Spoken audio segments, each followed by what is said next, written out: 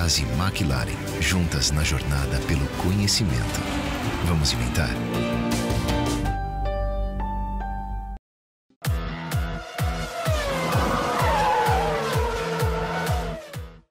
Fala aí pessoal, bom dia GP às 10, tudo bem? Olha só, essa semana eu fui ao cinema aqui num shopping center do Rio de Janeiro para assistir ao filme O Fantástico Patinho Feio. Vocês sabem do que eu tô falando?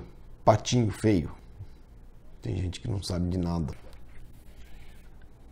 Este carro é o Patinho Feio. O pessoal sabe, na verdade. Vocês que me acompanham o blog, acompanham a história do automobilismo, sabem muito bem do que eu estou falando. O Patinho Feio é o carro que completou 50 anos no ano passado, né?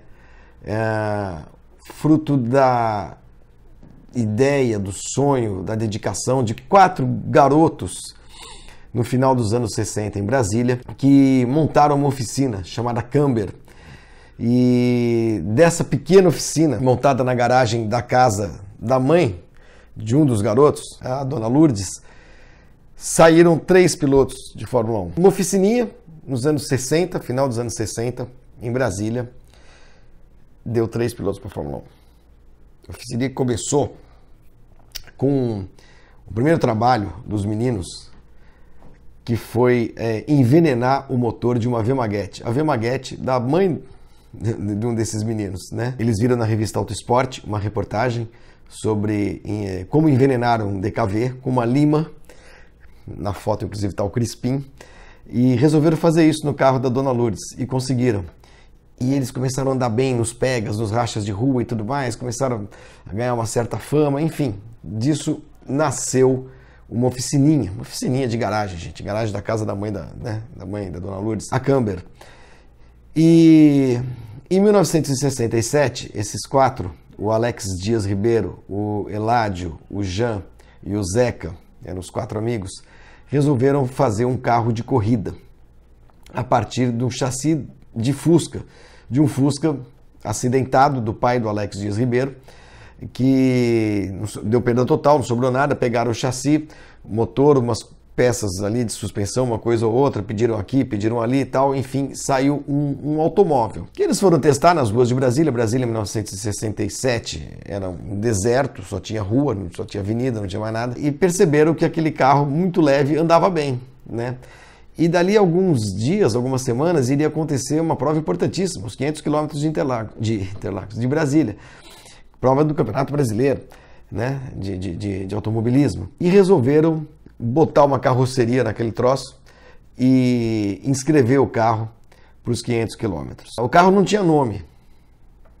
Alguns internamente lá eles chamavam de La Máquina e tal, mas enfim, não tinha nome. Era a equipe da Camber, os garotos de Brasília, para correr contra a Willys, contra as Alfas da equipe do Piero Gantia, contra os DKVs. A Vemag já não existia, já tinha fechado as portas, mas ainda a Vemag ainda existia, 67, mas a equipe de competição já não existia mais, né, o departamento, mas tinha um monte de DKV de corrida, Cinca, Maserati, Porsche, sei lá, os principais pilotos do Brasil estavam lá, né? E de repente aparecem aqueles moleques de 17, 18, 19 anos com um carro horroroso, vermelho, um chassi de Fusca, basicamente com uma carroceria, para disputar os 500 quilômetros de Brasília. Essa história é contada nesse documentário, que está em cartaz em muitos cinemas do Brasil, da rede Cinemark. Se vocês entrarem no meu blog, umas postagens mais para baixo, vocês vão encontrar ali a lista dos cinemas. Esse documentário fica em cartaz até o dia 4 de dezembro, tá? Só parece que não fica em cartaz nos finais de semana, e sempre às 19 horas, tá? Tem sexta, segunda e terça ainda para tentar assistir. Está em quase, assim, das principais cidades do Brasil, pelo menos, onde tem rede Cinemark. A história desse carro que é contada nesse documentário, que é muito, muito gostoso, simpaticíssimo, muito bonito, muito carinhoso, né? Com depoimentos dos 4 que estão vivos, felizmente. Conta a história de Brasília, como é que era Brasília no começo, como é que era a vida da garotada, dos adolescentes, dos jovens no final dos anos 60, numa ditadura militar, sem opções de lazer, como o carro, o automóvel fazia parte da vida dessa molecada. E aí nasceu esse carro que foi disputar a corrida, os 500 quilômetros, largou em último, era grid por sorteio, o sorteio deu o último lugar para eles, 33 carros. O Jean foi quem largou com o carro e ele conta no documentário que ele largou e falou assim, pô, de repente eu estava passando todo mundo. O carro era muito leve, Volkswagen, que não quebra, né? Os meninos conheciam as ruas de Brasília perfeitamente, muito bem. Não vou fazer spoiler nenhum, mas no final da corrida chegaram à liderança e no fim terminaram em segundo lugar. Eu não vou contar como é que aconteceu, por que chegaram em segundo lugar, tá? Se vocês ou vão ver o filme, ou então vocês procurem informações na internet, no Google, ou mesmo no meu blog, que está cheio de coisas, cheio de histórias sobre o Patinho Feio. Que não tinha esse nome, como eu disse, ele ganhou esse nome porque chegou em segundo lugar para delírio dos brasilienses, né, do pessoal que conhecia os meninos da oficina e tal, dos rachas da rua. No dia seguinte, o Correio Brasiliense publicou uma matéria apelidando o carro de Patinho Feio. Esse carro foi pilotado pelo Nelson Piquet, um dos 3 pilotos que saíram da Camber e chegaram à Fórmula 1. O outro, além do Alex Dias Ribeiro, é o Roberto Pupo Moreno. Roberto Moreno. É incrível, né? Uma oficininha de garagem em Brasília, nos anos 60, conseguiu produzir 3 pilotos que chegaram à Fórmula 1. E um deles ganhou 3 campeonatos do mundo. E tudo isso graças ao Patinho Feio. Porque sem o Patinho Feio, talvez a Camber não tivesse ganhado a fama que ganhou em Brasília, não tivesse atraído garotos como o Piquet e o Moreno para trabalhar na Camber, para ajudar a mexer nos carros e tudo mais. Talvez a história fosse totalmente diferente. Quer dizer, 3 dos títulos mundiais que o Brasil tem na Fórmula 1 deve a esse carrinho. São devidos a esse carrinho, a Camber, ao pessoal, a garotada de Brasília. Procurem assistir ao filme, ao documentário. Tá muito bonito, eu curti demais, eu fiquei muito emocionado de assistir. E a história do Patinho Feio é uma dessas histórias que mostram como o automobilismo brasileiro já teve um momento de romantismo absoluto e de brilho absoluto que acabou gerando essa turma que escreveria a história do Brasil na Fórmula 1, né? Parte dela lá em Brasília, outra parte em São Paulo, claro, Emerson Fittipaldi, Ayrton Senna, Felipe Massa, Rubens Barrichello e tudo mais.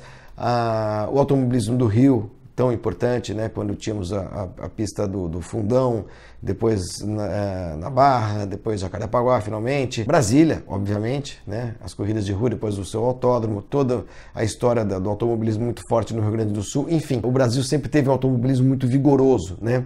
E que produzia essas coisas, né? Como o glorioso Patinho Feio. Assistam, tá bom? É uma história maravilhosa, contada pelos seus protagonistas, por aqueles que a escreveram, que participaram dela. Eu acho que todo mundo que curte automobilismo e que tem respeito à história do automobilismo brasileiro deve ver. Como diz o Roberto Nasser no documentário, já saudoso, Roberto Nasser, antigo mobilista, dono de museu, criador da placa preta, morreu poucas semanas atrás, uma tristeza lá em Brasília. O Nasser diz que daquela oficininha, que nenhum lugar do mundo gerou tanto piloto para a Fórmula 1 por metro quadrado, e que o Brasil, que teve seu primeiro carro produzido em 1956, 19 de novembro, uma perua DKV na Vemag, em apenas 16 anos, quer dizer, do início da sua indústria automobilística, apenas 16 anos depois já fazia um campeão mundial de Fórmula 1, o Emerson Fittipaldi, em 72. Então vocês imaginem a efervescência que foi o universo do automóvel no Brasil nos anos 60. Era onde eu gostaria de ter vivido, sinceramente. Era onde não, era quando, né? Eu nasci em 64, mas era tão garoto, não vi nada disso com olhos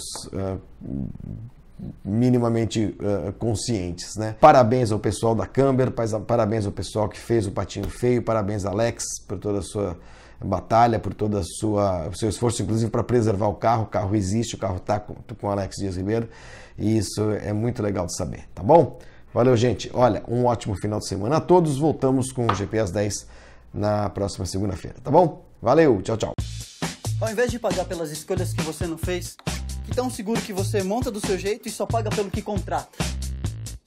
Ouse escolher e use. É auto, residencial e vida. É seguro, tipo você.